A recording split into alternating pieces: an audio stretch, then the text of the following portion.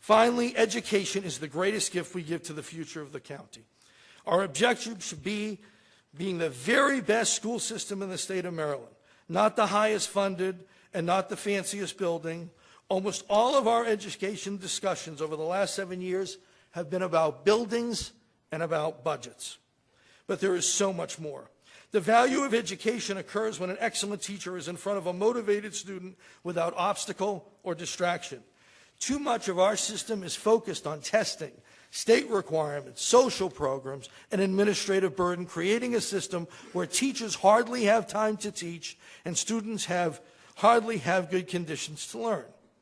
We must remove the heavy burden put on our schools by state mandate, while at the same time, the state funds for our schools get less and less each year.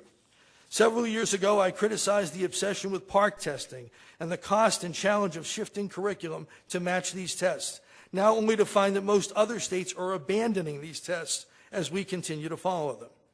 It is time to bring our best teachers together and write the curriculum that does not shift every 10 years with the latest whim from the federal and state government. We need to unburden the teacher in order to make Carroll County the very best place to teach. We need to create environments of excitement and energy that will make it more likely for students to learn. We need greater participation from our parents, local business, and the community of services that already exist. In the coming year, our Board of Education will hire a new superintendent, address boundaries and closures, work to meet state regulations, and attempt to address a budget shortfall. And given the openings on the Board of Education and the lack of candidates that we've seen currently in the race, this is actually my greatest concern. And so I ask you to consider whether or not you have the skills, experience, and desire to serve in that cause. Not to look to your left or right, but to look to yourself. However, I will not ask you to stand alone.